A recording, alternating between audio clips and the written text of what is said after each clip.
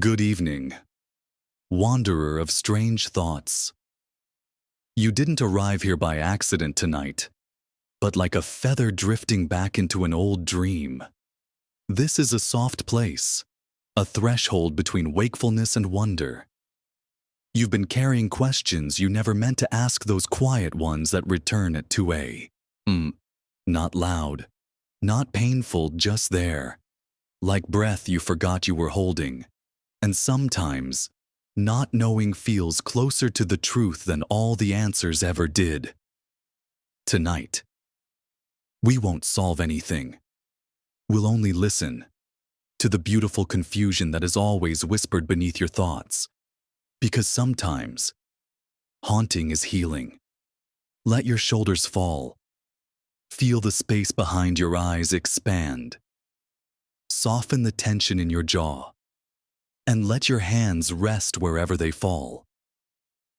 Now breathe in slowly as if you're inhaling a distant memory.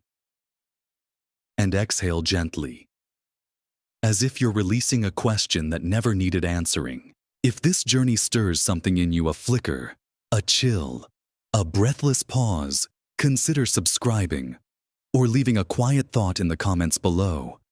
I read them all. Now we begin. Not at the beginning, but at the place before the question ever had a name. You don't know exactly when it began. It wasn't a moment. Really more like a soft shift. A pause in the breath. A glance across a room that felt too quiet. The sudden realization that you had been thinking about something, but couldn't remember what. It's not a dramatic question. Not the kind that burns. It's quieter than that. Gentler. Almost like a shadow resting across your chest. You don't ask it out loud. You never have. But somehow, it has always been there, a soft thread pulling through the center of your life. A thread with no beginning, no end, no name. And that's why it stays, because it doesn't need form. It doesn't need approval. It just needs space, like wind across glass, like the hum you hear when everything else goes still. It lingers in odd places, in the click of a clock, in the silence between footsteps, in the ache behind nostalgia, not for what was, but for something you're not even sure ever existed. Sometimes it rises at night, when the world sleeps, and your mind softens into that in-between space, not quite awake, not quite dreaming. That's when it finds you most clearly. Not to interrupt, not to ask for attention, but simply to return, as it always does, and you feel it. Not like a thought, but like a tide pulling softly at the edge of your soul. It doesn't want an answer. It wants to be heard. Have you ever had a moment where someone looked at you, really looked, and said nothing? And in that silence, there was a conversation deeper than words could touch. That's what this question feels like. It is a mirror that reflects nothing but still feels familiar. It is a doorway that opens only when you forget you're searching. And tonight, you are ready. Not ready to understand, but ready to listen. So you close your eyes, not out of exhaustion, but because vision has become too loud. You lie still. You let your body become a soft place, not a container of tension, but a gentle shell for breath to echo through. You breathe, not to survive, but to remember. Each inhale a return, each exhale a letting go. There is no destination here, only depth, only presence. The question hums again beneath your ribs this time. It vibrates like something ancient still trying to become language. It's as if your bones are remembering a conversation they once had before they were part of you. You wonder, has it always been there? Even as a child, did you hear it in your dreams, those strange, swirling places where time folded in on itself, and you understood everything without knowing how? Sometimes you feel it in music, in the spaces between the notes, in a chord that makes you tear up for no reason at all. like someone has just whispered your name in a language you forgot.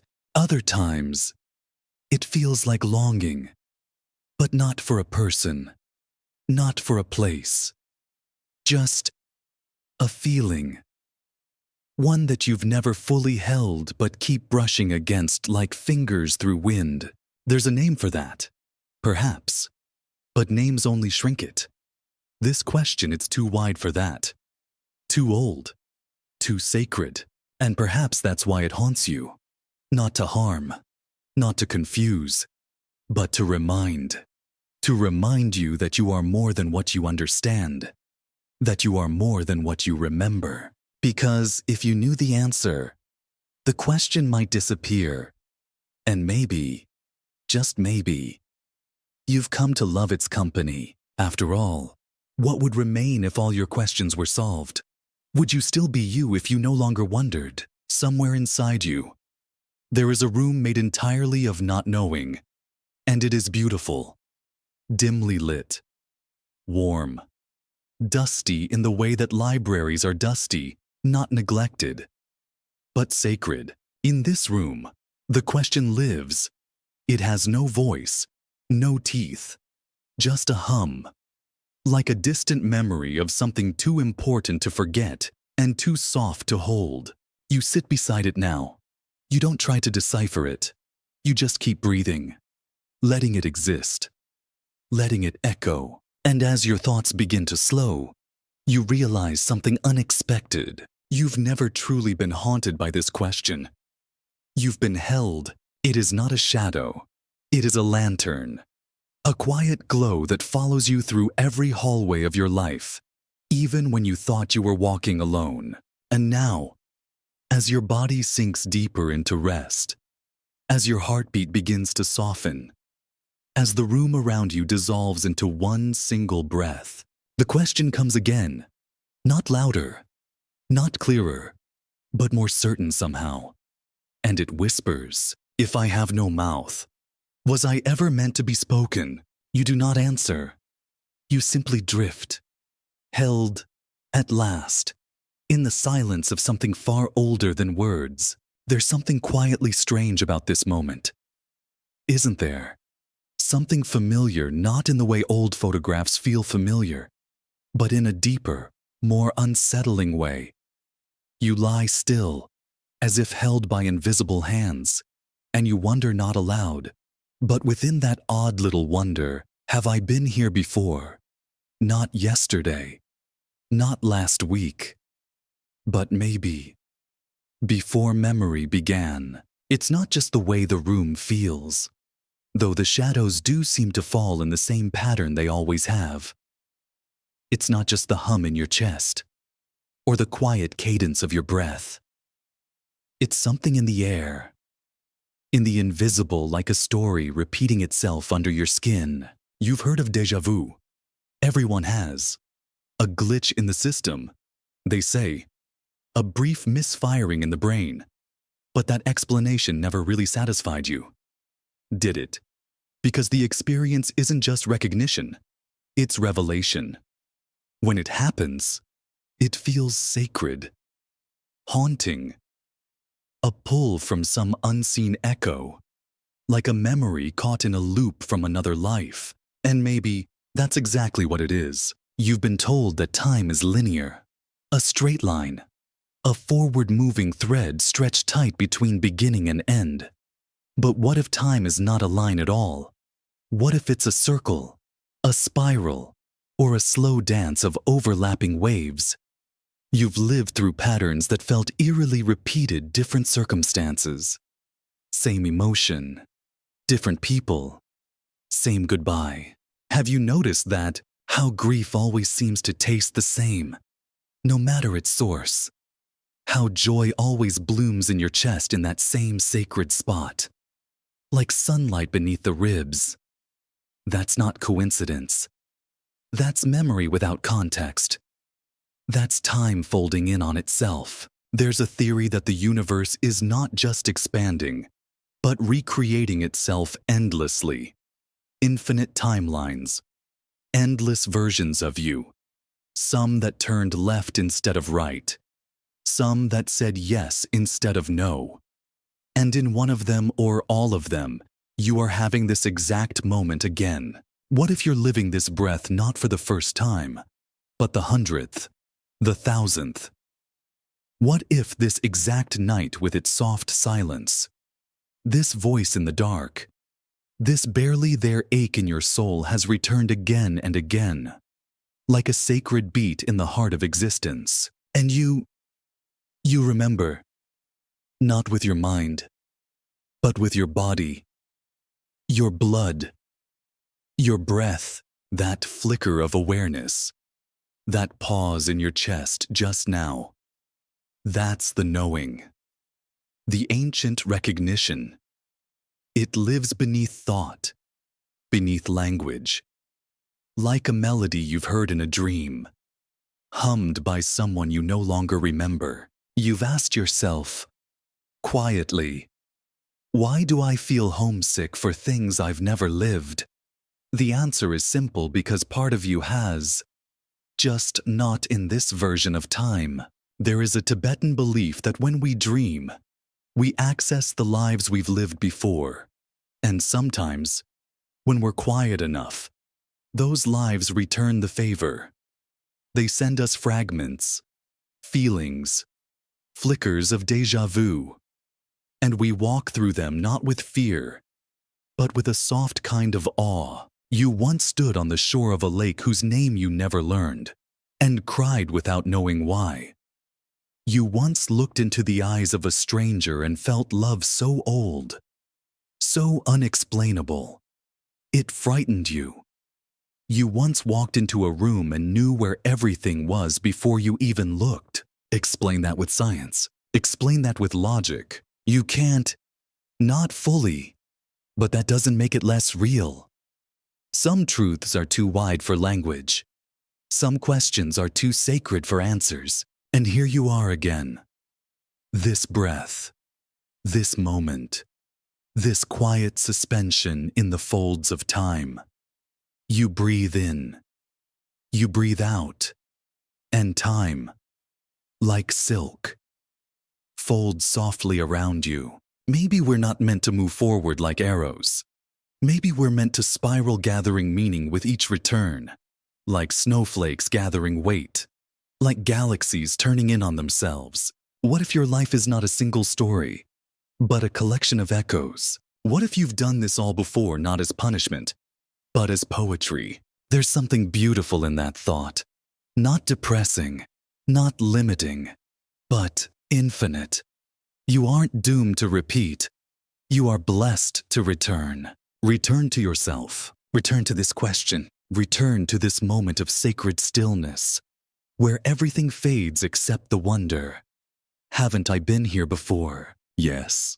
And that's the miracle. Not that it's happening, but that it's happening again. And somewhere deep in the breath between waking and sleeping, you hear it. A voice. Not yours, but not separate either. Like a thought without origin. A whisper you feel in your spine before your ears. It says, you were never meant to remember with your mind. You were meant to recognize with your soul. And you do. Not fully, not clearly, but enough. You let your body go still again. You let the feeling wrap around you like a fog. You don't need to chase the memory. You only need to rest in the knowing. Whatever this is, it's not the first time. And maybe that's exactly why it matters. You wonder now, not just about this life, but all the others that may have folded into this one. You think of decisions made and unmade, the jobs you never took, the letters you never sent, the people you almost loved. Are they gone? Or are they living parallel beside you, just out of sight? There's a story told in Hindu cosmology that each soul is like a spark flickering in and out of endless lives, learning the same lessons in different forms until it finally remembers its source. You've read that somewhere, or maybe you dreamed it. Either way, it resonates. You think back to the moments in your life that never made sense, the ones that felt out of time, That conversation that felt scripted. That childhood fear that never came from anything real. The memory that didn't belong to you, yet still lived inside your bones. You've dismissed them before. But tonight, you don't. Tonight, you let yourself believe that your soul has stories it hasn't told your body yet. That your breath carries echoes from cities that no longer exist. That time may just be memory learning how to speak. And if that's true, then maybe this moment is sacred. Maybe it's one of the few moments in which time forgets to disguise itself. Maybe that's what sleep is, a crack in the illusion. A return to the library of your infinite self. So you close your eyes again, not to escape this moment, but to feel it more fully. You let the spiral take you. Let the stillness stretch. And as the edges of your waking mind begin to blur, you carry one thought with you. What if you're not remembering the past? What if the past is remembering you? You let that question linger, not to answer, but to feel. Because sometimes, the most haunting questions aren't those that demand clarity, but those that offer comfort in their mystery. And so you drift back into the soft pull of that almost memory, back into the quiet truth that some moments do repeat. And maybe that's not a flaw in the system. Maybe it's the system's way of showing you something sacred. The moment returns. You return with it. And together, you rest inside the loop, not broken, but whole. There's a hallway you keep returning to, not in any building, not in any dream, but in your own mind. It appears without warning. It hums with memory, but speaks no language. And at the end of it, always, is the door. You've seen this door before. It never looks the same, but it always feels the same, important, final, familiar in the way a word is familiar even before you learn its meaning. You approach it as you always do, with hope, with fear, with a quiet ache for clarity. Tonight, you reach for the handle, but something's different. As your fingers meet the surface, you feel not resistance, but return. The door begins to open, but not out into a room. Not into light or memory or truth. It folds inward, into itself. Like a flower retreating or a thought dissolving back into the soul. And when it opens fully, you realize the strange truth. The door leads you not forward, not backward, but deeper. Into you. You step across the threshold. There is no wind. No vision, no great revelation, only the strange sensation of falling inward, not down, but toward the place inside you that's never quite had a name. It feels like entering a memory you didn't know was yours. The feeling of being 5 years old and turning around to find no one was holding your hand. The feeling of having just forgotten something important, a face, a vow. A version of yourself you promised never to abandon. Inside this place, time folds like linen. Moments collapse. You meet every age you've ever been: the child who wanted to be seen, the teenager who swore they were broken, the adult who learned to keep secrets even from themselves. Each of them waits here, not to ask anything of you, but to be seen. And you came all this way thinking you were seeking something new. But all along, you were circling something ancient, a question you never stopped asking. Even when you forgot the words, you remember now. You've been at this threshold before. Every time you stood before a big decision. Every time you whispered a prayer into the dark. Every time you asked the universe to give you something you thought you didn't already have.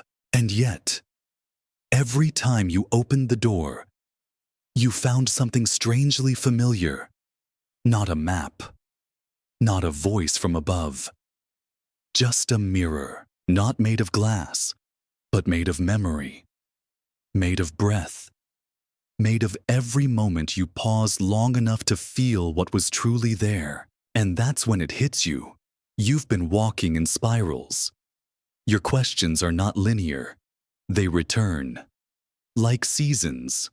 like tides, like a song that sounds new only because you finally learned how to listen. You once believed the door would take you elsewhere. You now understand its only destination is presence. It leads you not out of yourself but further in, not to answers, but to awareness. You sit down inside the open door, and for the first time, you stop asking where it leads, because the deeper truth is this: you are the one the door opens into, and still, the mind resists. It wants a conclusion, a definition, a reward for the asking. But there is no ending here, no grand unveiling, no key to some higher door. There is only this a deeper version of you waiting to be remembered, the part of you that no longer needs to prove, no longer needs to know, no longer needs to be anywhere but here. And in that here, something ancient softens. You realize you don't need to heal everything. Some things are not meant to be erased.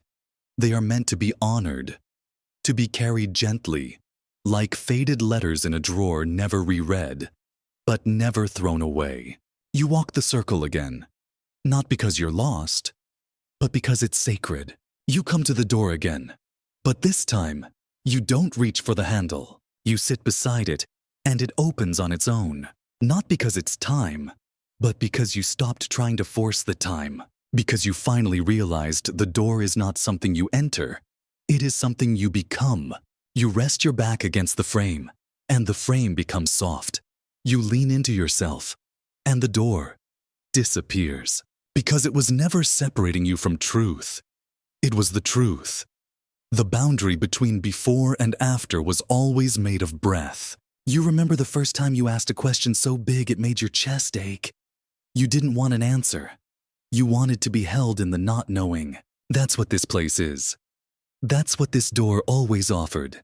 Not knowledge, not arrival, but return to the you who never needed fixing, to the you who never left, to the you who sits still while the world spins wildly around her and says, "Yes, I remember now.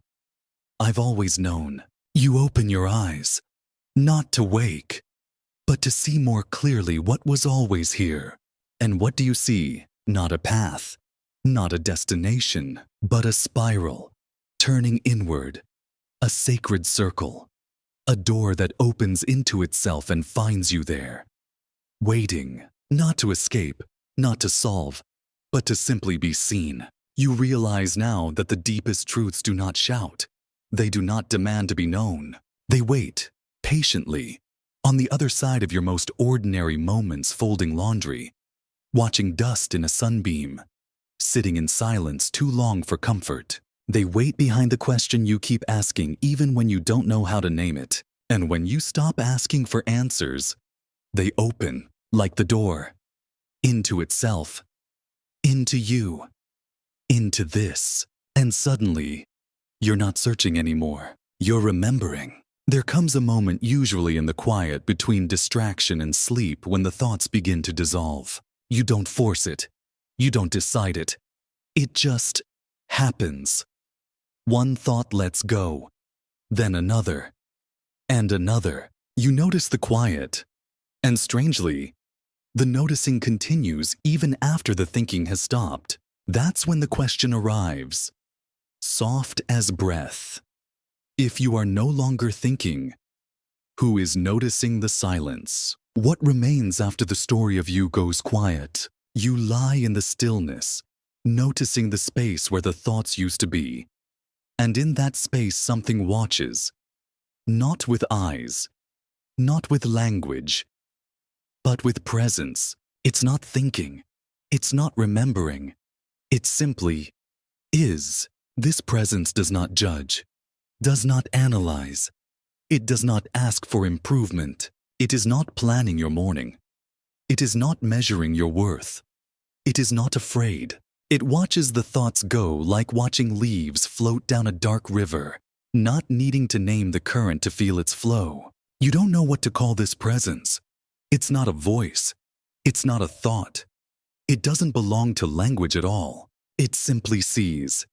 And in that seeing, everything softens. You feel your body, not as shape, but as sensation. The weight of your limbs melting into the bed, the warmth behind your eyelids, the air, gently entering and leaving without being told to. And the more you notice, the more you realize you are not controlling any of this. You are not making your heart beat.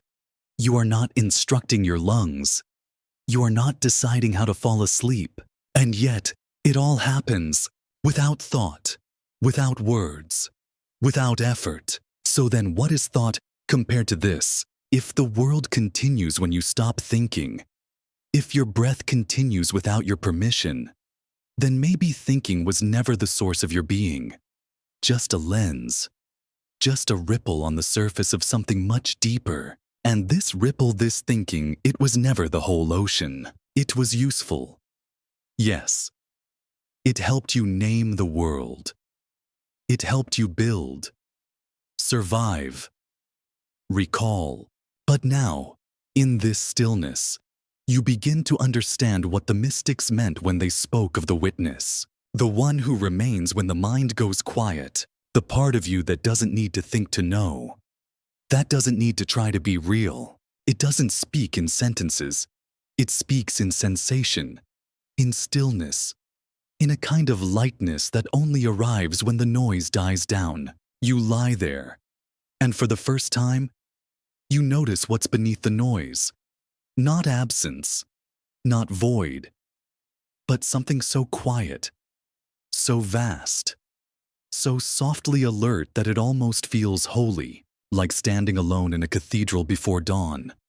No music, no words, just space and breath and the sense that something sacred is listening from within you. And you wonder, what if this presence is who you've been all along? You remember now how often you've mistaken thinking for being.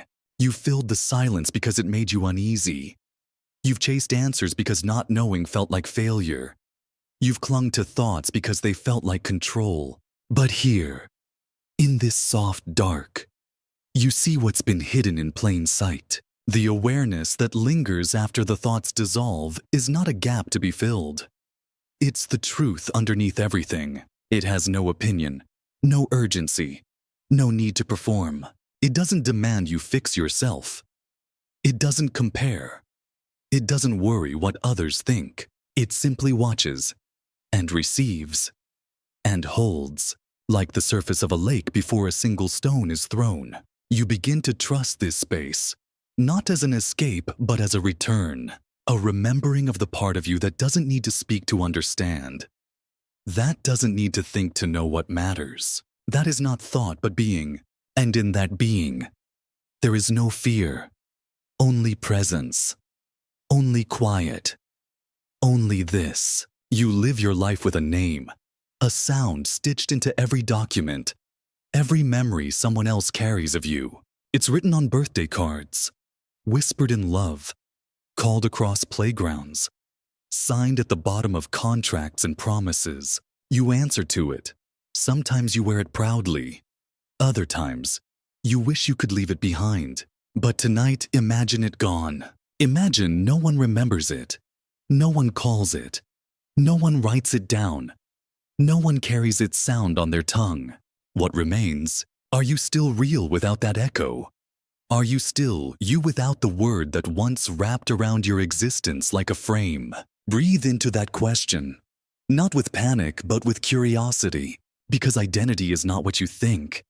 It is not a name, not a face, not a set of preferences or skills. It is not your job title, not your birthplace, not even your story. Those are costumes, languages, mirrors. But what if the mirror stops reflecting? What happens when the reflection disappears? What happens when the labels fall away? When the voice in your head goes quiet?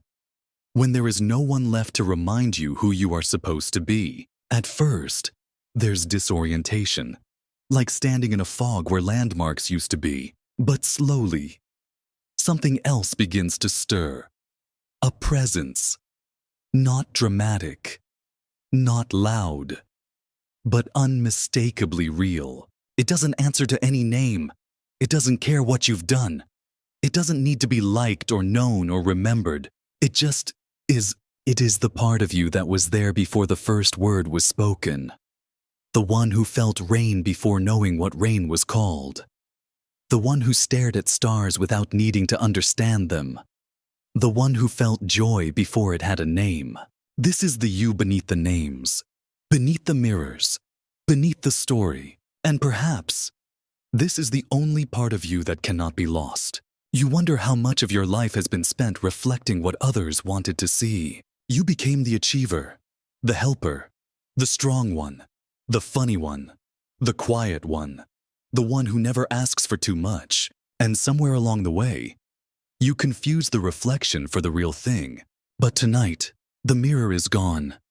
No image, no approval, no feedback, only silence and self. And in that silence, you begin to feel a strange freedom. Without a name, you are not your history. Without a role, you are not your reputation. Without reflection, you are not your performance. You are not the daughter, not the lover, not the worker, not the failure, not the success. You are something else, something formless, something soft and steady and very, very still. And somehow, that stillness feels more like you than anything else ever has. You begin to realize maybe the truest self was never the one others praised, never the one that earned applause or admiration, never the one that made others comfortable. Maybe the real you was the one quietly watching from the back of your own mind, long before you had language to explain it. That watcher is not impressive, not dramatic, not easily captured, but it is steady, and it is yours. You remember moments when you brushed against it, when music moved through you and time disappeared, when the wind touched your skin and you forgot to be someone, when you stared into space, not lost, but home. In those moments, you were nameless, and it felt like peace. The world teaches you to build a self, to be good at something, to gather adjectives like armor, successful, kind, smart, strong. But who are you when no one's looking? Who are you when there's nothing to prove? You sit with that question like a candle in the dark, not to answer it, just to feel its warmth. You wonder now if maybe you were never meant to be a name, never meant to be a concept, never meant to be a single solid identity. Maybe you are more like a horizon always shifting, never fully held, defined only by light. Or maybe you are like water, clear when still, unseeable when pure, taking the shape of whatever holds you, but never becoming it. You imagine yourself without a story, not because your story isn't real, but because it's not the whole of you. You are not your childhood. You are not your pain. You are not your triumphs, nor your regrets. You are what remains when all of that is let go. And in that letting go, you discover something quiet and almost holy. The breath keeps coming. The body still knows how to rest. The sky outside is still dark and gentle. The world is still here. And so are you. You not as the person others remember, but as the awareness that remembers them all. You without needing to be seen to be real. You wake up and the dream is still breathing. It lingers not like a movie you just watched, but like something that already happened, or is about to. You sit there, blinking into the dark, not sure if your mind just recalled a memory or rehearsed a future. And in that blur, time stops behaving. The dream doesn't feel imaginary. It feels remembered. But there's no date, no context, no proof, just an image, a sentence, a place you've never been that somehow smells familiar. How can you miss something you've never lived? How can you feel nostalgia for a moment that hasn't happened yet? You lie still, half awake, half somewhere else, and wonder if the subconscious has its own language of time, if it remembers differently, not in order, not in years, but in echoes. You try to remember more, but every time you reach for it, the dream pulls away, not out of cruelty, but like fog retreating from your hand. It was never meant to be held, only felt, still. It left something behind, a color, a sentence someone said, a weight in your chest that doesn't belong to now but somehow does. You've had this feeling before, déjà vu, the strange collapse of past and future into the same breath. You walk into a room you've never seen, and yet, you know where everything is. The light, the shadow, the silence waiting in the corners. Science calls it a glitch, memory leakage, misfiring neurons. But what if it's more? What if dreams don't just replay the past? What if they preview the soul's path? What if your subconscious remembers what your waking mind hasn't lived yet? Not prophecy, but preparation. Not fate, but resonance. Maybe some part of you already knows the places you're heading. Not with certainty, but with texture, with rhythm. You've dreamed of people you hadn't met yet. You've felt grief for losses that hadn't come. You've had moments where the present felt like an answer to a question you don't remember asking. And all of this lives beneath the surface, where your sleeping mind becomes a map written in invisible ink. In dreams, time unhooks itself from the clock. It doesn't march. It loops. It dives. It folds like cloth in slow wind. A moment from childhood can happen beside a scene from tomorrow. You can wake up crying from a joy you haven't earned yet, or grieving something you didn't know you'd lose. The dream does not explain. It reminds of something deeper than the story you live in. And perhaps the dream is not asking to be interpreted. It's asking to be felt. Like music without lyrics. You wonder now if time is more feeling than fact. If memory isn't backward, just familiar. And if dreaming isn't imagination but recognition. You've dreamed of hands you trust before they existed. Of voices that calmed you before you met their source. You've walked streets that didn't exist, but now do. You've kissed someone in a dream, and years later, you meet them. Coincidence or continuity? The subconscious bends time, not like a line, but like a thread of light wrapping the past, the future, and the unreal into a single glimmer. And when you dream, you travel that thread, not with your body, not with your will, but with the part of you that doesn't believe in separation. You don't control the dream, but it knows where to take you. It takes you to the moment before the moment, the breath before the kiss, the silence before the goodbye, the light before memory has a name. And so the dream lingers, not because it wants to be solved, but because it's still unfolding. It arrives before your story is ready. It leaves before your logic can catch it. It echoes not with answers, but with the scent of something almost remembered. And you carry it into the day, into the years, into a future that starts to feel uncannily shaped like what you once dreamed. You remember standing in a place new to your body, old to your soul. You turn a corner and freeze, because everything feels exactly as it once did.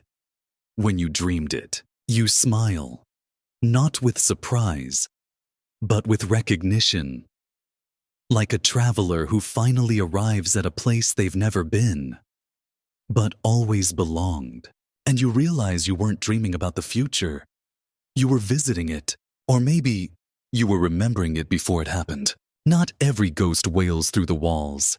Not every spirit knows it's gone. Some linger quietly, not out of fear, not even out of sorrow, but out of habit. They walk the same hallway. They straighten a chair. They open a drawer as if it still matters. And perhaps it does. Because what is a ghost? Really?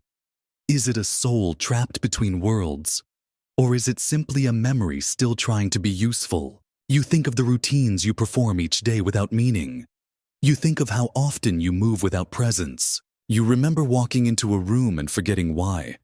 Repeating a thought for the 50th time. Speaking a phrase you don't believe anymore. And it occurs to you maybe ghosts aren't rare. Maybe they are us, the living, sleepwalking, You pass through your own life like smoke in familiar rooms. You open your phone, but forget who you meant to call. You speak, but the words feel automatic recycled from yesterday's scripts, and you wonder, is this what it feels like to haunt yourself? To be here, but not fully? To repeat what no longer fits? Maybe the dead don't realize they've died because nothing changed. The house still looks the same. The mirror still shows something. The clock still ticks, but the light feels different. The silence is thicker. The air doesn't quite agree with your breath. You feel this too sometimes, a subtle dissonance, as if the life you're in no longer recognizes you. You smile at people but feel invisible. You go through motions but don't remember starting. You are not gone. But maybe you are not fully here either. And that's when the question returns. Are the ghosts haunting us? Or are we haunting ourselves? You think of the places you return to not because you love them, but because they're familiar. The job, the conversation, the belief you no longer believe but still recite. You stay, you echo, you linger. You are not trapped, but you do not move. And maybe that's what keeps ghosts here, not unfinished business, but unfinished being. Maybe it's not regret that anchors a spirit. Maybe it's repetition. You replay moments in your mind as if they might finally end differently. You visit memories like gravesites, leaving flowers on things that no longer live but still matter. And you begin to feel it, not fear, but tenderness. A gentle ache for all the versions of yourself that are still waiting to be let go. The teenager who needed to be loved. The child who needed to be heard. The dreamer who needed to be believed. They still walk your halls. They still whisper at night. Are they ghosts too? You start to wonder what makes a ghost disappear. Is it light? Is it truth? Or is it simply being seen? Not judged, not fixed, just seen. You lie still and let the question hover. Because in your own life, how many parts of you have gone unseen? The dreams you buried because they weren't practical. The instincts you silenced to fit in. The truths you diluted just to be loved. And perhaps those are the real ghosts. Not spirits of the dead, but pieces of the self left in shadow, lingering in locked rooms, waiting for your permission to breathe again. You think of that moment in childhood. Maybe when you knew something was wrong but no one listened. You buried the knowing. You buried the voice, but that voice never left. It walks the corridors between sleep and thought, knocking gently, just waiting to be let back in. You begin to see the architecture of your inner house, rooms you haven't entered in years, boxes sealed with names you no longer use, mirrors covered in sheets so you wouldn't have to look. But they wait, not with punishment, with patience. You start to walk through them again, not to fix anything, not to grieve again, but simply to acknowledge, yes, this was real. Yes, I was here. Yes, I remember. And in that remembering, something shifts. The ghosts don't vanish in light. They soften. They become part of you again, not as wounds, but as whispers. As witnesses to the strange and beautiful truth that you've been many people and lost many versions, and none of them were wasted. You see, now haunting is not a punishment. It's a request. A request to come home to the places in you that you left behind but never stopped calling your name. There's a particular ache that arrives without warning. It isn't attached to a memory. It doesn't carry a story. It's just a longing, a hollow warmth in the chest, a quiet pull behind the ribs. Sometimes it's triggered by a song, or a scent, or the way the light slants through a window. You feel it when you stand in a city you've never visited, but your breath catches like you've returned, as if your shadow remembers what your brain forgot. You call it nostalgia, but that word doesn't quite fit, because nostalgia belongs to the past. And this feeling, this strange homesickness, seems to come from something older than memory itself. A familiarity with places you've never walked. A deep missing for something unnamed. You don't know why. But the ache feels sacred. You felt it in the curve of a stranger's voice, in the color of a painting that doesn't belong to your culture, but breaks your heart anyway. You've looked at mountains, seas, ruins, and thought, I know you, but you don't. Not with facts, not with language, only with ache. Maybe this is what poets meant when they wrote of exile. Not political, not physical, but spiritual. The exile of a soul from a home it can't name. You wonder if the body remembers what the mind cannot.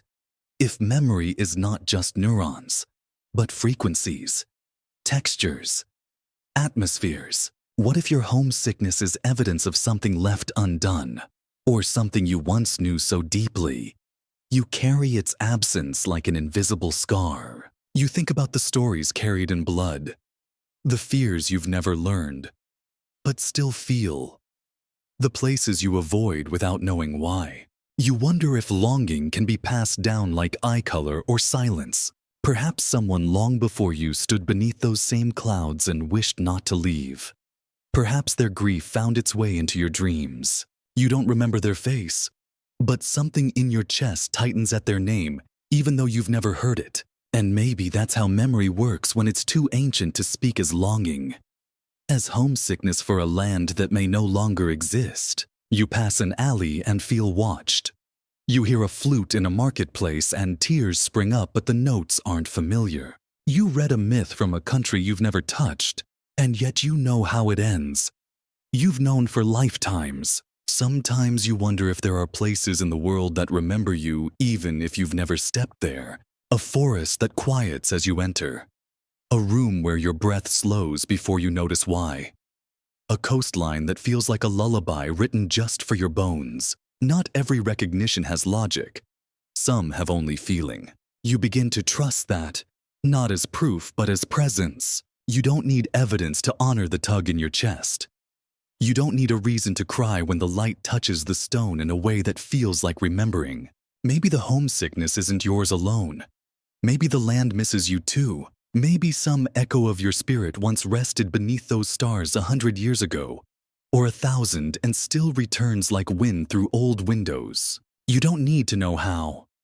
Only that it happens, that it moves you, that it feels like truth. There are dreams you've had since childhood of places that never existed. Stone temples, sun-washed courtyards, rain falling on unfamiliar rooftops. You return to them again and again. Not because they are safe, but because they are yours.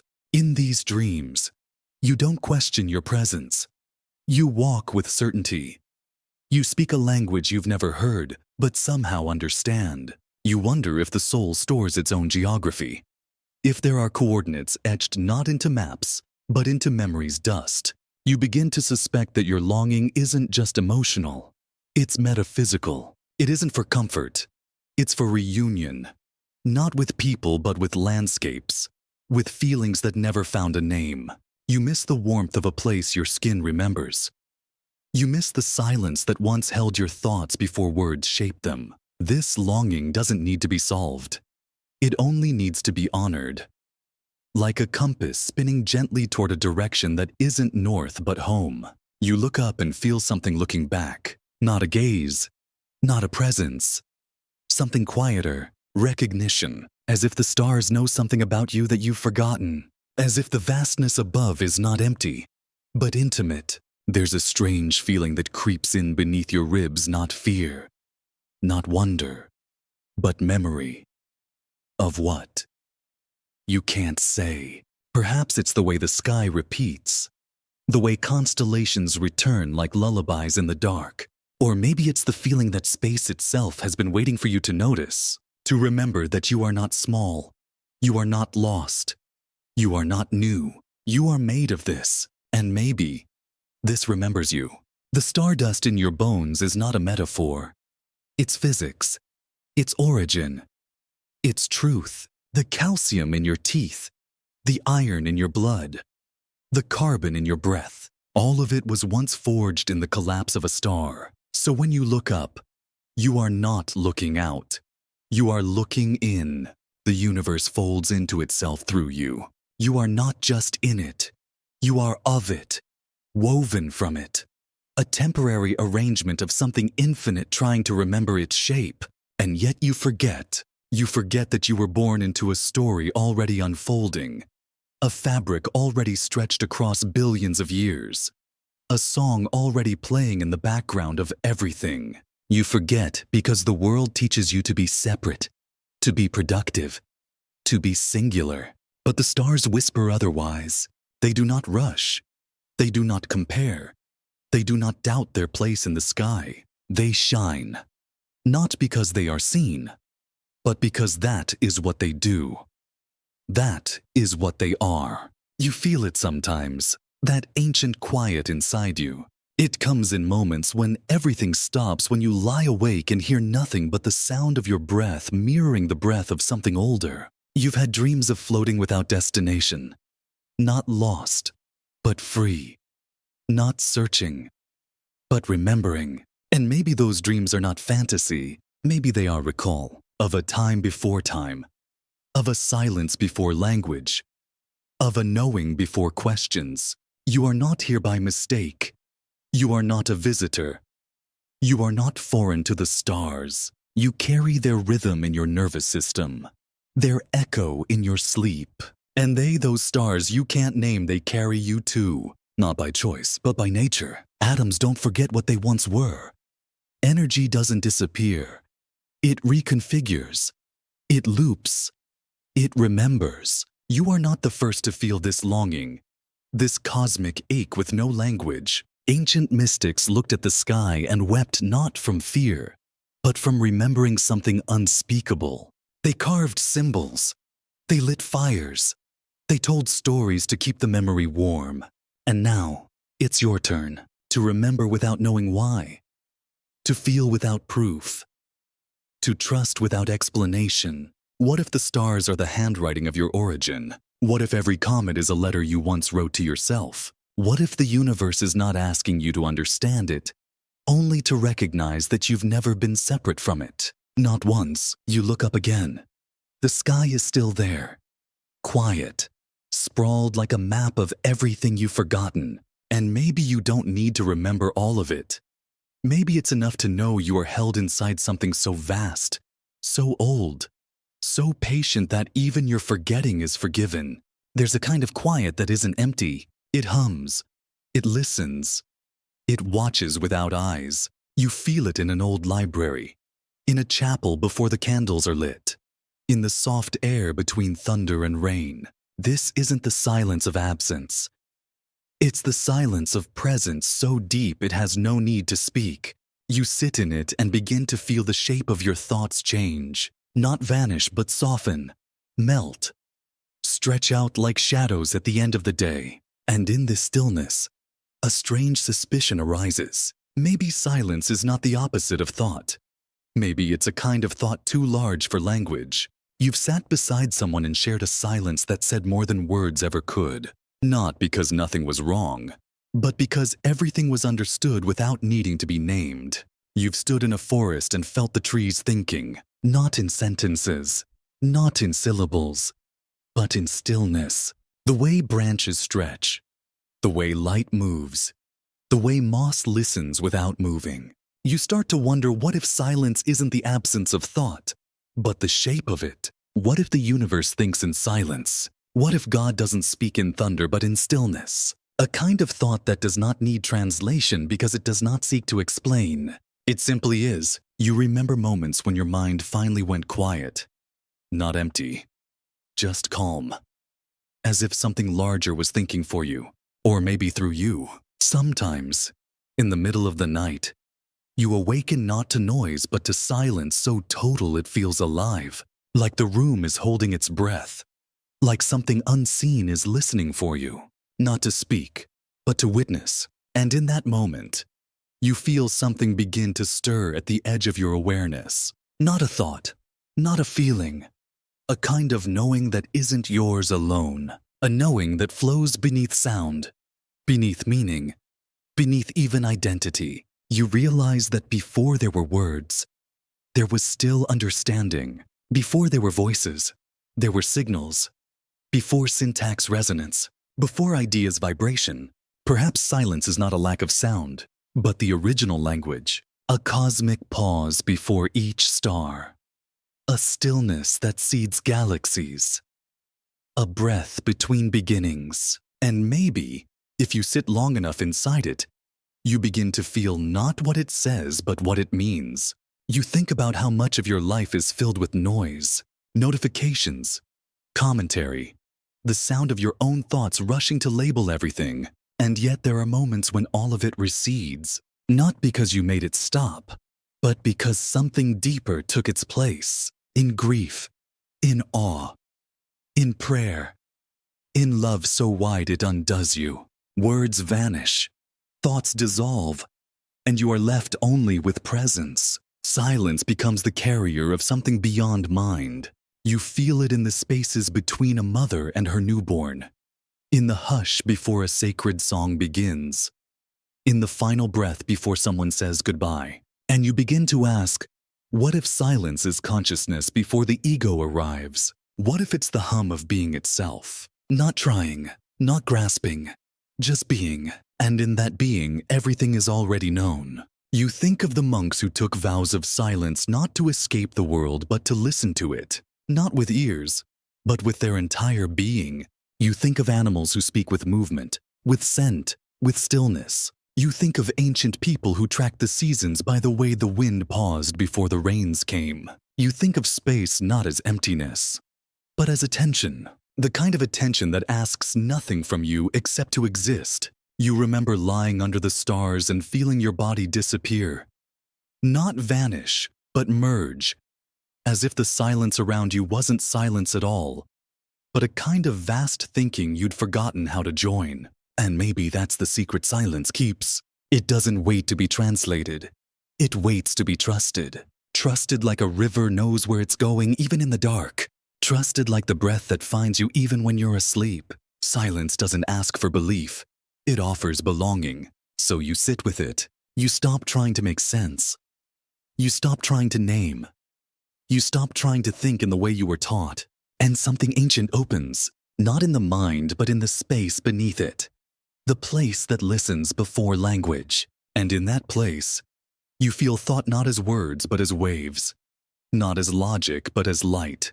And maybe, just maybe this is what the silence was thinking. Not answers, but presence. Not instruction, but invitation.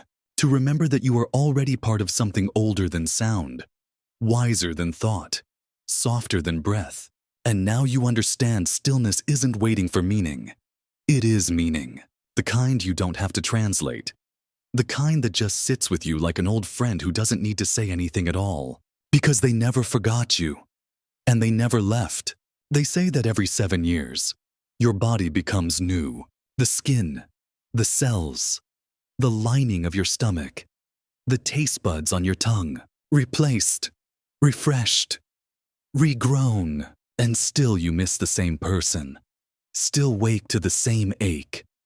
Still flinch at the same memory like a bruise that never heals. So if you've changed, who is it that remembers? If you've become someone else, why does the longing stay? The fingerprints of love, the echo of childhood, the scent of a place you've never returned to. The body forgets, but something does not. Something watches as the versions of you rise and dissolve like waves. Something behind the curtain of change remains unchanged. You look at photos from 7 years ago or 17 and feel a strange distance. You remember being there. You remember how it felt. But that face, that posture, that way of hoping, it feels like watching a stranger play a version of you you no longer recognize. And yet, you carry their scars, their stories, their guilt, their quiet joys. You walk in a body they shaped. So if every cell is new, what remains? You begin to suspect there is no single you. There never was. Only a chorus of former selves gathered around a fire called memory. Each year, a different one takes the lead. Some louder, some softer, some still weeping for something you don't remember losing. And this is what it means to age. Not just to grow older, but to host 1,000 ghosts of who you've been. There are pieces of you that were born in silence, not in events, but in slow shapings. The way your voice softened after someone broke it. The way you turned inward after someone left. The way your laughter changed when you learned it could be used as armor. And still, despite all the shifting, there is something threaded through every version. Not personality, not preference. Something older. Something beneath. Maybe it's not that you have a self, but that you are being lived through by something that doesn't die when the body replaces itself. You feel this most when you're still, when you're watching the wind, when a song stops you mid-breath, when a child's question undoes you. In those moments, you're not the age on your ID, you're not your job, or your story. You're simply awareness, wearing a new skin, and that awareness that ache has never left. You remember how, in every chapter of your life, there was a moment you thought you finally knew who you were, and then you changed. A heartbreak, a friendship, a poem that rearranged something you didn't know could be touched. And now, you look back on all those versions and feel a tender grief, not because they were wrong, but because they were temporary. Temporary but necessary. Each one of them carried a piece of you to this moment. You are a mosaic of unfinished stories, of moods, of contradictions, of sudden stillness and unexpected joy. There is no you that stands still, and yet there's a gaze behind your eyes that hasn't changed. A quiet inner witness that has seen it all and said nothing. The same one who watched your first fall, your first love, your first letting go. You wonder if this silent watcher is the real you, not the person who changes, but the space through which change moves. You begin to accept that who you are is not a fixed thing waiting to be discovered, but a river always in motion. And maybe that's not a failure of identity, but the beauty of it. You are not a statue meant to last. You are tide. You are wind. You are the shape the sky takes when no one is looking. What matters, then, is not finding the real you, but loving each version as it passes through, to mourn the parts that no longer fit, to bless the ones that never stayed, to thank the pieces that held you when nothing else could, and to listen deep beneath it all for the soft, familiar ache that has followed you from childhood through every skin. That ache is not weakness. It's a thread, a compass, a reminder that something in you remains steady even as the rest dissolves. You breathe into that ache and realize it has shape, not sharp but round, not loud but ever present. It's not asking for resolution. It's asking for reverence. And maybe this is the sacred task, to be loyal to the self that keeps becoming, to hold each new chapter without clinging to the last, to remember that even in your forgetting, you were still growing. Even in your fear, you were still moving. You are not the same as you were 7 years ago, but that doesn't mean you're lost. You are unfolding. You are ripening. You are being carved by time, by love, by the gentle erosion of becoming. And the one who aches still aches, not because they are broken, but because they remember what wholeness feels like. That is who you are now, not the ache, not the change, but the space where both belong. You sit quietly now, not searching for answers, but listening to the echoes inside your own stillness. Each breath feels older than the body that holds it. Each heartbeat a gentle reminder that time is not something you move through, but something that moves through you. You are not chasing a destination. You are remembering how to be here, in this skin, in this now, in this becoming. And even as everything changes, you return again and again to the same quiet knowing. You are not what changes. You are what remains. You keep moving forward because that's what time tells you to do. One foot, then the next. New city, new job, new name. Sometimes, new smile. And still something follows. You see it in the corners of mirrors, in the dreams that rewind the same day over and over, in the smell of a season that shouldn't matter anymore. It isn't memory.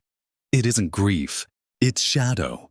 Not evil, not dangerous, just familiar.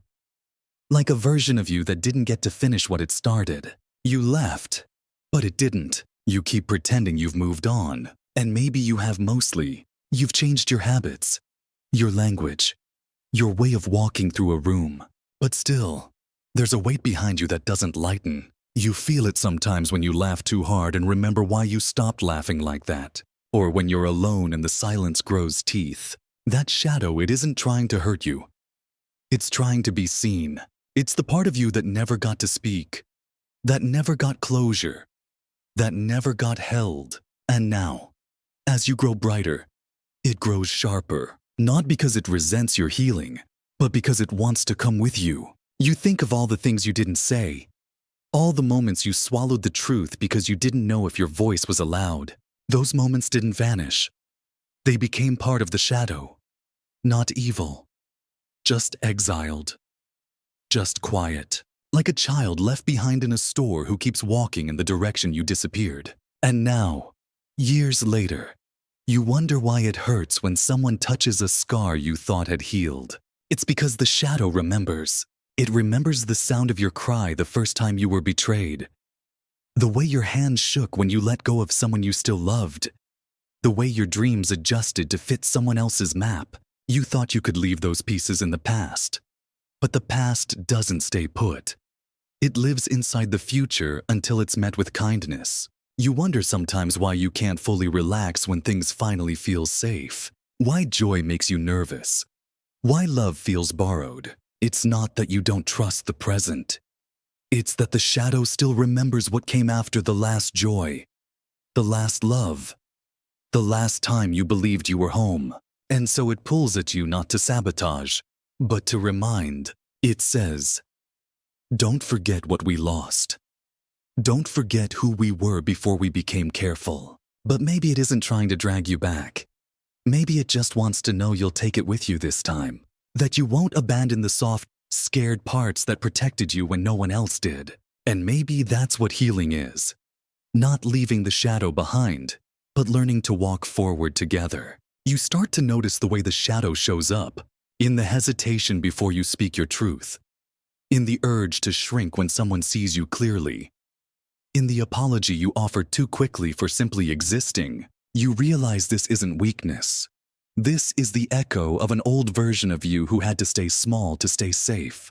And now, that version wants to be remembered without being feared. You sit quietly one evening, and instead of pushing the heaviness away, you invite it closer. You let the ache speak. It doesn't yell. It doesn't accuse. It simply asks, do you still love me? Even though I'm not healed. And your answer becomes the turning point. You don't say yes with words. You say yes by breathing, by staying, by listening without trying to fix. This is the moment the shadow begins to soften, not because it's gone, but because it's finally welcome. And so, you begin to walk differently. Not ahead of your shadow, but beside it. You let it speak when the room is quiet. You let it rest when the weight is too much. You stop pretending you were never hurt.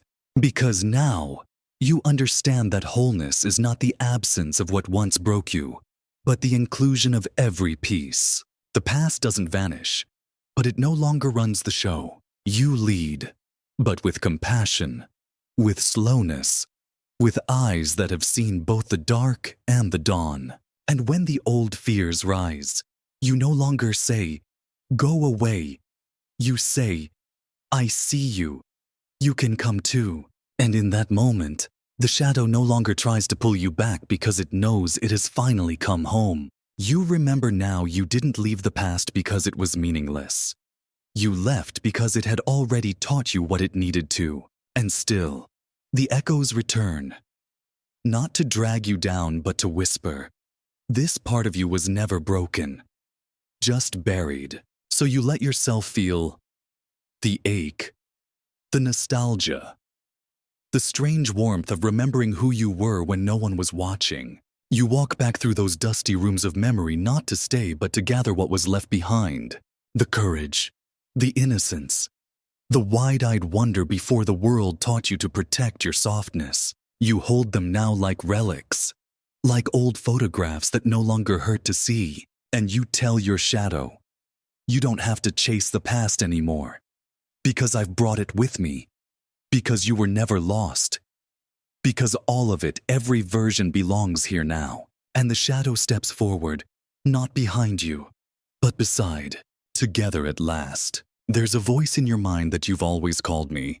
It finishes your sentences. It narrates your choices. It whispers just loud enough to make you hesitate.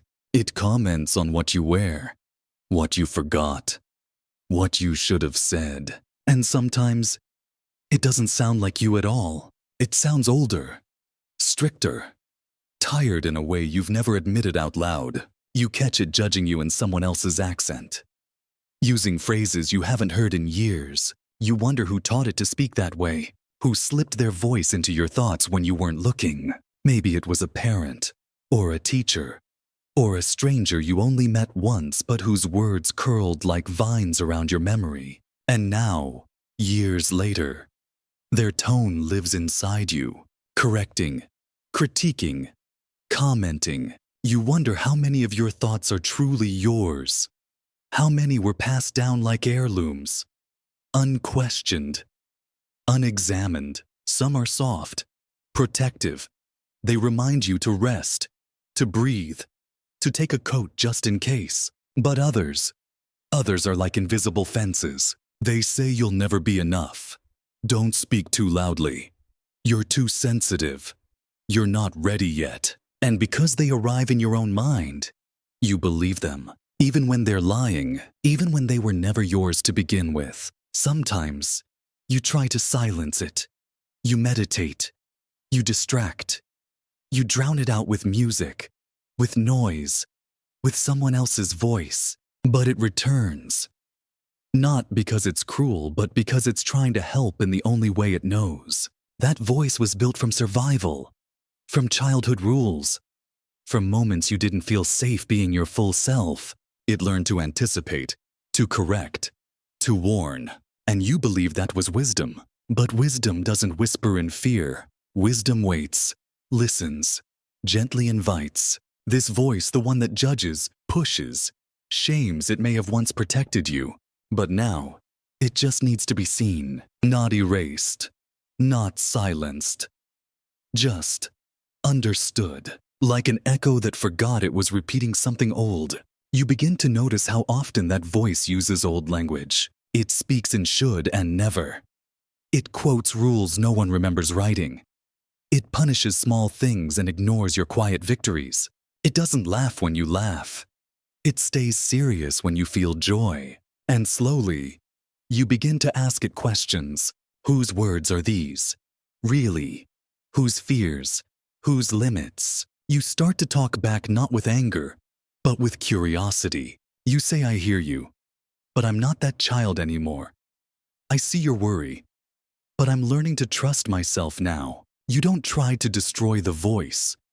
You try to listen deeper, beneath it, past it, into the silence it's been trying to protect. And there you hear something new, a quieter voice, slower, kinder.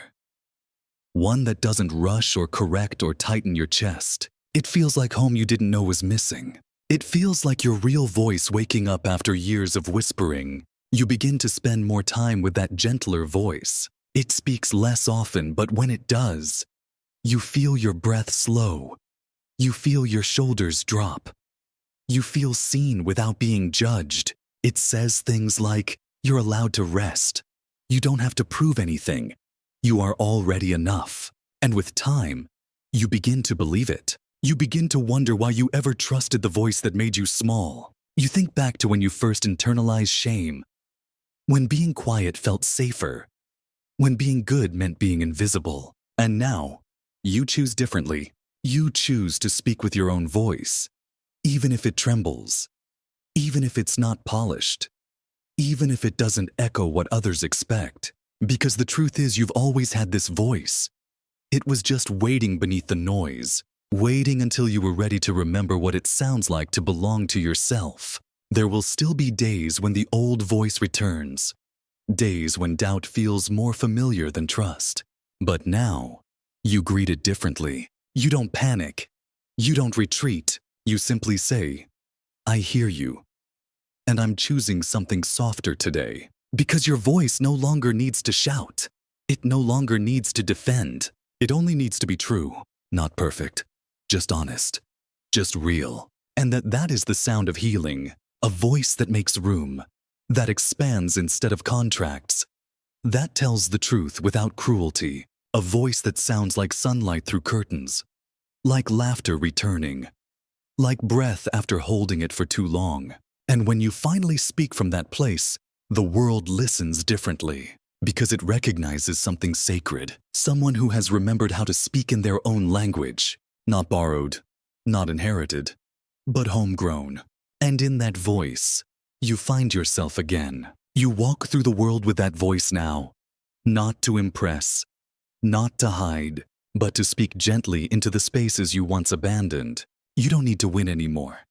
You just need to show up as yourself, even in silence. Your voice is there in how you pause, how you hold a moment, how you listen without needing to fill the space. This is what it means to be free, not louder, not better, but whole. You didn't lose your voice. You just forgot how sacred it was. And now you remember. You are finally home now. You sit quietly, eyes closed, and suddenly a voice arises, not from the room around you, but from somewhere within.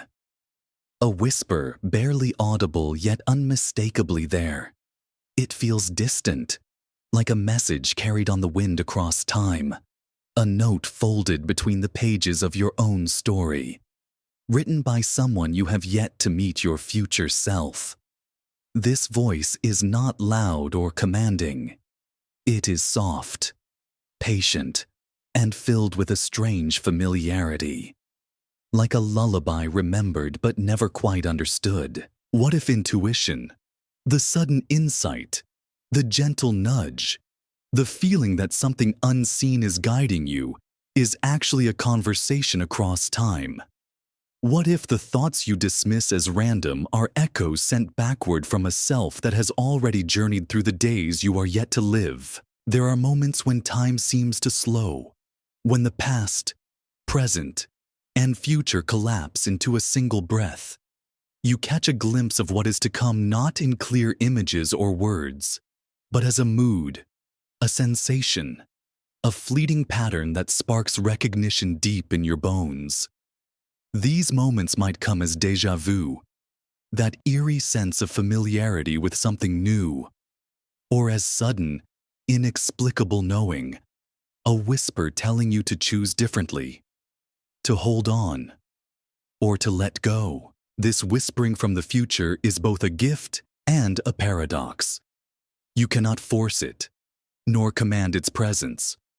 It arrives only when you quiet your mind enough to listen, when you step away from the rush of daily life and allow yourself to be still. Yet, to receive it, you must also dare to trust something unseen and uncertain, the soft voice that hints at possibilities rather than certainties. In this delicate dance, imagination becomes your bridge. Through dreams, meditation, and creative thought, you construct a channel between your present and future selves. This bridge is woven from symbols, feelings, and subtle signs like ripples on a pond that expand and overlap, connecting moments that seem separate but are secretly entwined. Sometimes, your future self speaks in riddles. Dreams carry symbols, keys, doors, flights, or falling that feel charged with meaning you cannot yet decode. Synchronicities, a chance meeting, a repeated number, a song heard at just the right moment become secret messages encoded in the fabric of your days. These are the language of time-traveling selves, urging you to pay attention, to awaken, and to prepare. Listening is an act of patience. You learn to wait without demanding answers. You cultivate a gentle presence that trusts slow unfolding rather than immediate clarity. This patience is a form of reverence for the unseen currents beneath your life's surface, the undercurrent of time that carries you forward even when the path feels uncertain. But what happens when you ignore these messages? When you dismiss your intuition as coincidence or superstition, you risk losing touch with the subtle guidance your future self offers. The price may be frustration, repeated mistakes, or the sense of wandering without direction, a feeling that something vital is missing even when everything appears fine. Yet there is a moment, rare and profound, when past and future selves meet in quiet recognition. It is not a dramatic revelation, but a gentle convergence, like two rivers merging into one. In this instant, you feel whole, as if the many versions of yourself across time are finally in harmony. You realize that you are both the dreamer and the dream, the one who reaches forward and the one who receives. This meeting does not erase the challenges ahead, nor does it guarantee certainty. Instead, it offers a sacred space where time's layers dissolve, and you glimpse the eternal thread running through all your moments past, present, and future. And so, you walk forward, carrying the soft wisdom whispered from beyond. You learn to recognize the signs, to honor the pauses, and to listen deeply not just to the voice inside your head, but to the quiet stirrings of your soul that know what lies ahead. You carry this conversation through your days like a secret flame, a beacon of hope and possibility. It reminds you that you are never truly alone, that the self you seek is not only who you were, but who you are becoming, always reaching toward a horizon that invites you onward. In this unfolding dialogue across time, you find peace not in control, but in trust, not in answers, but in the sacred questions that shape your journey. And perhaps, in that listening, you discover the greatest truth, that your future self is already here, waiting patiently for you to meet and remember the endless possibility of who you might be. There are questions that hover at the edge of your awareness, soft, silent, and endless. Unlike the questions you learn to ask in school or in conversation, these questions have no neat answers, no firm edges, no place to pin them down. They are not puzzles to be solved, but whispers to be felt, shadows to be followed, mysteries to be held in the palms of your mind without squeezing. You have been trained to seek certainty, to find clarity, to categorize, to decide, to close the loop. But these questions resist your grasp. They expand and ripple like water disturbed by a breeze, never settling, never resting. You feel their presence as a subtle unease, an invitation and a warning all at once. You want to run from them, to find the solid ground of facts and definitions, but they pull you deeper into the open sea of uncertainty. What is it about these edgeless questions that frightens you? Perhaps it is the loss of control, the fear that if you lean too far into the unknown, you will lose yourself. Or maybe it is the sense of vulnerability that comes with facing a question that has no end, no answer, no resolution. You realize that to hold these questions is to hold a part of yourself that is always unfinished, always growing, always asking. You remember the questions you once asked as a child, questions about where you came from, about why things happen, about what happens after. Those questions didn't come with answers. They were not made to be answered. They were made to keep you wondering, to keep your eyes wide, to keep your heart soft. But somewhere along the way, you learned that questions are supposed to be answered, fixed, solved, or ignored. And so you boxed away those endless questions, afraid of their open, raw power. These questions without edges are the ones that shape your inner landscape. They are the questions of identity. Who am I, really, and existence? What does it mean to be alive and connection? What is love beyond the words we say? You might think you know these questions, but they live beyond the words. They live in the spaces between thoughts, in the silence between breaths, in the echoes of your own heartbeats. To approach these questions is to approach the unknown parts of yourself. They invite you to release the need to define, to measure, to contain. Instead, they ask you to be present, to feel the questions as sensations, as moods, as quiet openings in the fabric of your mind. They do not want your answers. They want your attention. They do not want closure. They want communion. You notice how your body responds to these questions, the tightening in your chest, the flutter in your stomach, the sudden stillness of your mind. These feelings are not obstacles to understanding, but signposts pointing to the depths of your experience. They remind you that some truths are not intellectual but visceral, that some knowledge lives not in facts but in feeling. When you stop trying to capture these questions and instead let them move through you, you enter a different kind of space. It is a space of spaciousness and softness, of reverence and mystery. Here, the boundary between self and world begins to blur. Time stretches and folds. You feel connected to something larger, a vast, pulsating web of life, thought, and emotion that defies definition but invites participation. In this space, the questions become less about what and more about how. How do you live with the unknown? How do you hold the tension between wanting certainty and embracing mystery? How do you allow yourself to be shaped by questions that have no answers? You remember that these questions are ancient. They have been asked by mystics and poets, by philosophers and seekers across the ages.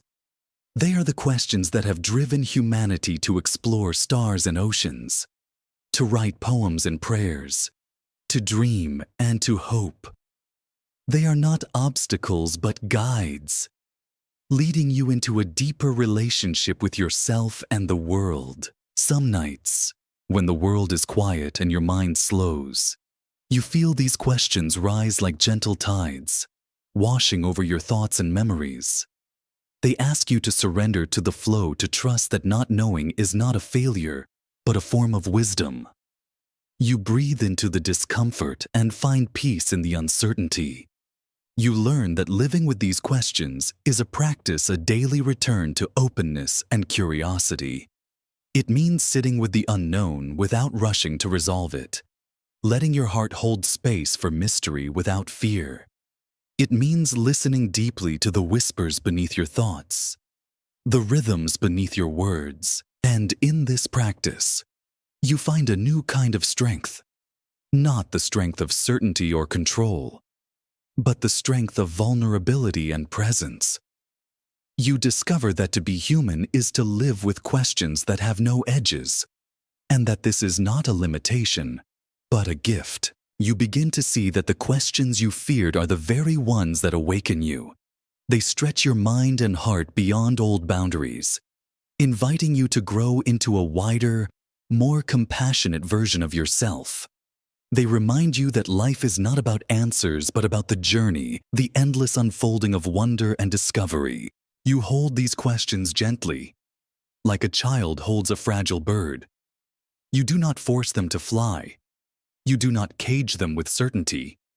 You simply let them be wild, free, and alive. And in this letting go, you find that you are not afraid anymore. You are curious. You are open. You are ready. Because some questions are not meant to be solved. They are meant to be lived. There are thoughts that once shone brightly in your mind, brilliant sparks of hope, fear, wonder, or pain that now seem to have slipped quietly into the shadows.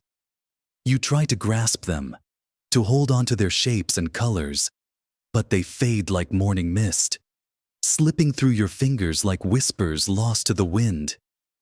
You wonder, do these forgotten thoughts truly vanish? Or do they live on, hidden beneath the surface, waiting to awaken in the deep chambers of your mind, where conscious memory loosens its grip. These thoughts may lie in slumber, sleeping seeds beneath the snow, wrapped in silence, waiting for the season when they will sprout again. They are not dead, but dormant, gathering strength in the quiet dark, patiently preparing to bloom when the time is right. Sometimes, they awaken as fleeting sensations, a sudden rush of nostalgia, an inexplicable tug at your heart, a half-remembered dream that fades as you reach for it. These glimpses are the ghosts of your inner world, the echoing footsteps of forgotten ideas walking softly through your soul. But what if these thoughts do not stay with you alone? What if, like rivers merging into oceans, your lost memories flow outward, carried on unseen currents to other dreamers waiting in distant places? Perhaps your forgotten hopes become the seeds of inspiration in someone else's mind. Your hidden fears might ignite courage in a stranger's heart. In this way, your inner life is not confined but connected, part of a vast web of shared consciousness where thoughts and emotions travel freely. Memory is not a static archive, but a living, breathing tapestry. The threads you think you've lost are woven into its fabric, looping back in surprising patterns and shapes. Time folds and unfolds here, bending the past and future into the present moment. Forgotten thoughts may circle back, transformed, strange, mysterious, and new, appearing in dreams. Flashes of insight or sudden clarity. You feel their presence sometimes without knowing why. The urge to write a poem, the desire to revisit a place, a song that stirs a forgotten sadness or joy. These are the shadows of your former thoughts reaching out, reminding you that nothing is ever truly lost. Inside you, these thoughts color your perceptions like hidden hues in a painting.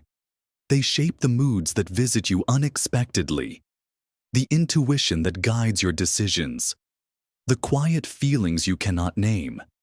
They influence your story in ways too subtle to notice but impossible to deny. Or perhaps they move beyond your own mind, carried by the winds of collective consciousness.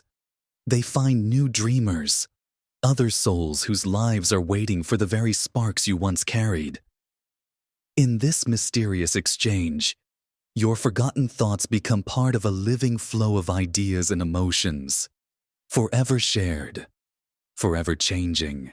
What if forgetting is not failure, but a gift? A way of releasing your hold on the past, a trust in the unseen dance of life that moves beyond individual selves. It is an invitation to surrender ownership, to let go, and to allow your thoughts to live in new forms, new voices, new hands. In this letting go, you find a deep peace, a recognition that you are part of something greater than yourself. Your memories, your dreams, your fears and hopes are threads in a vast cosmic loom. Weaving the fabric of all experience, you begin to see forgotten thoughts not as losses, but as mysteries, secret companions on your journey. They remind you of the vastness of your inner world and the endless capacity of your heart to hold the unknown. Sometimes, in moments of quiet solitude, you feel them stir beneath the surface of your mind. They rise like bubbles from a hidden spring, shimmering with possibility before dissolving again. They are the silent song of your deeper self, inviting you to listen beyond words and reason. You carry these thoughts gently, like fragile treasures cradled in your hands. You do not chase them, nor do you try to force their return. You allow them to be wild, free, and alive, knowing that their timing is perfect. Their presence a quiet blessing in dreams. These forgotten thoughts may take shape: strange landscapes, lost voices, forgotten faces. They become guides, messengers from the depths, speaking in symbols and feelings. They show you parts of yourself you have not yet met, doors you have not yet opened, and when you wake, you carry the imprint of these dreams like a soft light in your heart. You understand that the forgotten is never truly gone. It only waits for you to remember. What happens to forgotten thoughts? They sleep inside you.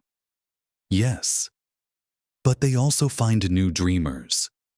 They become part of the eternal flow, passing from one mind to another, weaving the endless story of life.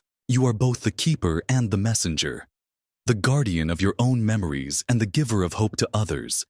In this dance, you find connection, meaning, and belonging. And so you move forward carrying your forgotten thoughts like whispers of the past and promises of the future.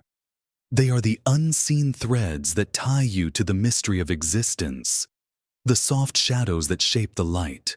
They sleep, they wander, they awaken, always returning to the dreamers who need them most. Imagine a world suddenly quieter, a chair left empty, footsteps fading from familiar paths, the absence of your voice in the spaces you once filled. What happens when you disappear? Not just physically, but in memory and meaning. Would the world still remember the shape you made? Would the spaces you once touched hold a trace of your presence, like a ghostly echo etched into the very air? Absence is not emptiness. It is a form, a pattern, a shape as real as any stone or star. The geometry of absence weaves through time and space in subtle, invisible ways. It is the delicate architecture of loss, longing, and remembrance. When something disappears, it does not simply vanish. It transforms, shifting into something new, something felt rather than seen. Picture a single drop of water falling into a still pond. The drop sinks beneath the surface, gone from sight, but its impact continues. Ripples spread outwards, circles within circles, shaping the water's surface long after the drop is gone. Your life, your existence, is like that drop. Your absence may be unseen, but the ripples, the effects, memories, emotions linger and shape the world. In the geometry of absence, the invisible becomes tangible. The spaces you once occupied swell with meaning. The silence where your laughter used to live hums softly with memories. The places you walked bear the imprint of your steps, not in dust or dirt, but in the hearts of those who noticed you. Absence can be a silent language spoken by the world. It is in the pause after a name is spoken, the quiet where a hand once held another, the empty chair at a crowded table. These are shapes not carved from stone, but etched in feeling the geometry of loss and love intertwined. What shape does your absence take? Is it a circle, endlessly returning to the hearts of those who loved you? A spiral, twisting through the memories that grow deeper with time, or a fragile thread, stretching across distances, connecting past and future in ways unseen? You carry this geometry within you, in the moments when you have felt the absence of someone else, the hollow ache in a quiet room, the soft weight of unspoken words, the ghost of a smile remembered but never seen again. These moments teach you that absence is never empty. It is full of presence, the presence of what was and what lingers. The world holds your shape not in grand monuments or loud declarations, but in subtle ways in the soft spaces of memory and emotion. It remembers the way you made others feel, the small kindnesses, the silences shared. Your shape is woven into stories told quietly, into dreams revisited in the stillness of night. Absence has its own rhythm. It beats in the heart of those left behind, in the ebb and flow of memory. It moves like wind through the branches, unseen but felt. It bends light in ways that shimmer like distant stars, reminders that what disappears often transforms into something else, something enduring. And perhaps, in this geometry of absence, there is a new kind of immortality, not a frozen statue or a name carved in stone, but a living shape that shifts and flows, a presence carried in stories, feelings, and the ongoing dance of life. You might wonder, does the world remember you as a shape? Does your absence leave a pattern in the fabric of existence? The answer lies not in what you leave behind physically, but in the connections you forged, the emotions you stirred, the lives you touched. Absence is a space for reflection, a quiet pause that invites memory to breathe. It holds the delicate balance between loss and love, between forgetting and remembering. It is the geometry of the heart complex, mysterious and beautiful. You realize that to disappear is not to be erased. It is to become a shape that cannot be held, only felt, like the wind shaping the sand, like the light bending through leaves, like the silence after a song ends. Your shape in absence is alive, changing, moving, resonating through time and space in ways you cannot fully see but can deeply sense. It is the soft outline of your existence, sketched in the hearts of others, the unseen architecture of your impact on the world. And in this understanding, you find comfort. Even if you vanish tomorrow, the world would still remember you not as a fixed image, but as a living shape, a gentle presence lingering in the spaces you once called home. Your absence is a geometry of love and memory, loss and connection. It is the silent song of existence, the eternal dance of presence and disappearance. Imagine for a moment that the life you know, the one you live and breathe through every day, is not the origin, but a gentle echo of something that has already passed. A soft afterglow lingering in the vastness of time and space, stretching out like the final notes of a long-forgotten song, still vibrating faintly in the silent air. What if your existence is not the beginning but a fading resonance? A memory unfolding slowly, like the last light of dusk spilling across the horizon before night fully descends. This thought unsettles and fascinates in equal measure. It whispers a paradox that life is both present and past, that you are both real and a shadow, a living echo of a self that once was more than you can remember. Your days may feel like a dream remembered in fragments, scattered scenes in a film that plays in slow motion, the details softened and blurred, but the feelings vivid and immediate. If this is true, then what was the original moment? What was the source of this echo, this afterglow? It might be buried deep beneath layers of forgetting, hidden like a melody heard once in childhood that now lives faintly beneath your thoughts. It is a memory you cannot fully grasp, but that shapes everything you are, the origin from which your echo flows.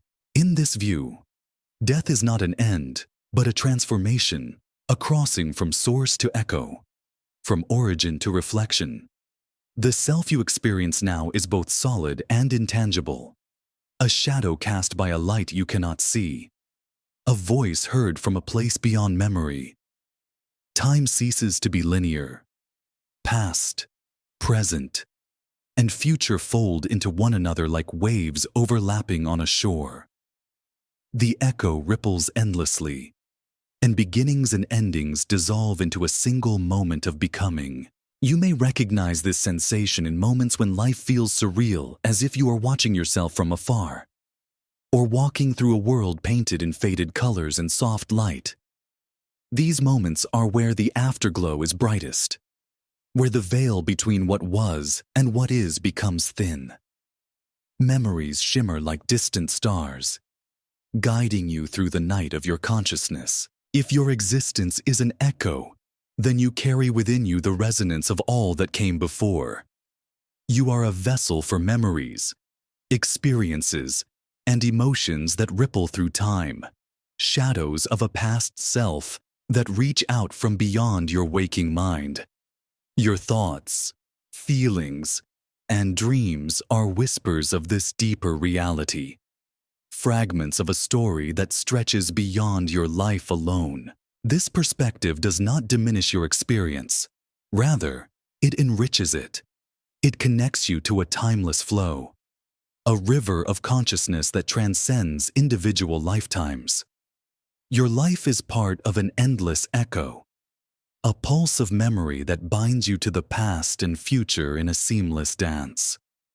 Each breath you take is a note in this infinite melody. Each moment a ripple in the cosmic sea. You may find solace in this idea, the sense that you are not isolated, but part of something vast and eternal. The echo carries wisdom and love, pain and beauty, all folded into the fabric of your being. It invites you to listen closely to the subtle music beneath your thoughts, the quiet hum of existence that persists beyond the surface of your daily life. If death is a transformation, then it is not a silence but a continuing song, a passage from form into resonance. You are both the fading light and the light that remembers. You are both the origin and the echo, the source and the reflection. In this echo, you find a sacred rhythm, a slow dance of presence and absence, life and afterlife, being and unbeing. You learn to hear the music that plays beneath your waking moments, the music of memory, longing, and timeless connection. You begin to see your life as a luminous thread woven into the great tapestry of existence. Each moment is an echo, a ripple, a pulse extending beyond time and space. And in this endless unfolding, you find meaning not in permanence, but in the transient beauty of the afterglow. This awareness transforms the way you move through the world. You begin to embrace impermanence, recognizing that every loss is also a transformation, every ending a new beginning cloaked in shadow. You see that yourself is not fixed but fluid, a shimmering pattern of light and shadow that reflects the dance of existence itself. The echo teaches you patience and surrender. It shows you that some questions about who you are, where you come from, what awaits beyond, may never be fully answered. Instead, they are invitations to dwell in mystery, to hold uncertainty as a sacred space for growth and wonder. You become attuned to the subtle shifts in your consciousness, the flicker of a forgotten memory, the rush of a feeling you cannot name, the dreamlike quality of moments when time seems to pause. These are the traces of the echo, reminders that your life is part of a larger story unfolding beyond the grasp of your waking mind. And in these moments, you glimpse the infinite, an unbroken thread connecting you to everything that has been and everything that will be. You see yourself as both transient and eternal, a single note in an endless symphony of being. The echo does not confine you. It frees you. It invites you to let go of fear, to embrace the unknown, to trust the rhythm of existence even when the path is hidden. It whispers that life, death, and all the spaces between are part of a sacred dance, a timeless flow in which you are both participant and witness. And so, you live not just in the present moment, but in the eternal afterglow, carrying the light of memory and the promise of transformation. You walk gently, knowing that your steps are echoes of a greater journey, that your breath is part of an endless song. In this understanding, you find peace not in certainty or control, but in the acceptance of mystery and the beauty of the fading light. You are the echo, and you are the song. You are both the past and the present, the remembered and the remembering. You breathe in the afterglow, and in that breath, you find yourself whole. From the very beginning, your mind has been a seeker, Questions arise like stars scattered across a velvet sky, each one shining with the promise of understanding. You chase answers with eager hands, weaving stories and theories to make sense of the vast unknown. Yet beneath this tireless pursuit lies a quieter truth. Wonder itself may be the answer we have always needed. Wonder is not a conclusion, but a doorway. It is the gentle creak of a gate opening onto a vast garden of mysteries. A soft breath that stirs the stillness. Unlike answers, which fix and define, wonder invites you to linger, to explore, to lose yourself in the infinite dance of possibility. It does not seal the book, but encourages you to turn its pages again and again, marveling at each new discovery. Imagine living a life where wonder replaces certainty, where instead of racing to solve every puzzle, you allow yourself to be moved by the beauty of questions themselves. What if the joy of not knowing, of feeling awe and curiosity, was your truest companion? In wonder, the world transforms. Colors deepen, sounds soften, and even silence sings. You become fully present, not because you have figured everything out, but because you have opened your heart to the miracle of existence. You begin to see the sacredness in the ordinary, the dance of light on leaves, the delicate architecture of a spider's web, the quiet pulse of your own breath. Wonder teaches patience and humility. It asks you to sit with questions that defy easy answers, to hold them gently in your mind and heart. It softens the sharp edges of fear and doubt, turning them into curiosity and delight. In this space, you understand that some mysteries are not problems to be solved, but gifts to be cherished. You feel wonder most deeply in moments of quiet reverence, the flicker of stars on a clear night, the first bloom of spring, the laughter of a child. These moments remind you that the world is not only to be understood, but to be felt deeply, with awe and gratitude. When wonder guides you, you stop chasing control and start dancing with possibility. Every question becomes a pathway, every unknown a landscape to explore. You find joy not in reaching a destination, but in wandering through the endless fields of mystery. This way of being opens your heart to connection to the universe, to others, and to yourself. It reveals that life's true magic lies not in mastering the unknown, but in surrendering to its vastness. Wonder invites you to trust the flow of existence and to find meaning in the shimmering beauty of uncertainty. You carry wonder like a lantern in the dark, lighting your path with curiosity and awe.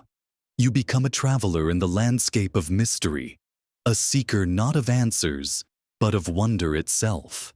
Perhaps wonder was the answer all along, the only answer we ever needed. There is a question so profound, so intimate, that it hides quietly within the depths of your soul, unspoken, yet always present. It is the final question, the one you never voice aloud, the one that lingers just beyond the reach of language. It waits patiently in the silence between your thoughts, in the gentle pause between heartbeats, appearing only when the noise of the world falls away, and you stand alone with yourself in the stillness. This last question is unlike any other. It does not demand an answer. It does not seek resolution or clarity. Instead, it invites you into a sacred space, a place of mystery where certainty dissolves into wonder, and the boundaries between self and other begin to blur. It is the whisper of existence itself, calling you to listen deeply, to feel beyond the limits of thought. Throughout your life, you have asked countless questions about who you are, where you come from, what your purpose might be. Each question led to another, a never-ending chain stretching across time and memory. Yet beneath all these inquiries lies the silent pulse of the last question, the root from which all others grow and to which all eventually return. You may have felt its presence in moments of profound stillness when the world around you fades, and only the quiet beating of your heart remains. It is there in the breath you take when you pause to watch the sunrise, in the hush that falls over a room when a loved one leaves, in the space where joy and sorrow meet. This question is woven into the fabric of your being, threading through every experience, every emotion, every fleeting thought. The last question carries the weight of all your joys and sorrows, hopes and fears. It holds the echoes of your childhood wonder, the silent cries of loss, the soft laughter of love. It is the unspoken conversation between your past and your future selves, a bridge connecting the seen and the unseen, the known and the unknowable. You may find yourself avoiding this question, turning away from its subtle call. It asks you to face the vast unknown, to surrender the illusion of control, to embrace vulnerability. It invites you to step into the darkness without fear, to trust the unfolding of life's mysteries without needing to grasp them fully. Yet, within this vulnerability lies great beauty. The whisper of the last question teaches you to hold your doubts and fears gently, as sacred companions on your journey. It shows you that the space between questions is not emptiness, but a fertile ground for growth and transformation. This question does not rush you. It waits with infinite patience, inviting you to rest in the silence that follows thought. It asks you to find peace not in answers, but in the sacred dance of inquiry itself, to live fully in the mystery without seeking to resolve it. When the last question finally arrives, it will do so softly, like a sigh carried on the breeze, a gentle touch upon your soul. It will not startle you, but welcome you home, to the place where all questions dissolve into the light of being. It will guide you through the shadows and into the dawn, revealing that the true answer lies not in words, but in the silence that cradles them. In this silence, you discover the essence of yourself whole, timeless, and free. You realize that the journey of seeking is never about finding definitive answers, but about embracing the endless unfolding of wonder and mystery. The last question is the final gift, a reminder that life is not a problem to be solved, but a sacred story to be lived. It calls you to awaken to the beauty of uncertainty, to dance gracefully with the unknown, and to cherish the delicate balance between presence and absence, knowing and unknowing. As you learn to live with this question, you find a new kind of freedom, the freedom to be imperfect, to be incomplete, to be wonderfully human.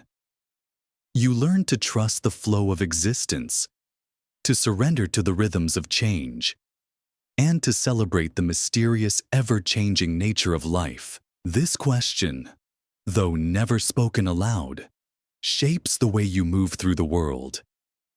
It deepens your compassion, enriches your relationships, and opens your heart to the vastness of being. It teaches you to listen not just with your ears, but with your whole self to the whispers of the universe that speak in silence. You carry this question within you like a hidden flame, a quiet beacon that lights your path through darkness and doubt. It reminds you that you are never truly alone, that the mystery you seek is part of you, and that you are part of a larger whole beyond comprehension. And so you walk gently, carrying the last question as a sacred companion, always present, always inviting, never demanding. It is the silent song that accompanies your every step, the invisible thread that weaves your story into the infinite tapestry of existence. In the end, you may never speak this question aloud. You may never find a final answer, but you learn to live fully with its presence, to dance with its mystery, and to find peace in its quiet embrace. For the last question is not a question to be solved, but a whisper to be heard, a sacred invitation to remember who you truly are beyond words and time. And in that remembering, you find yourself whole,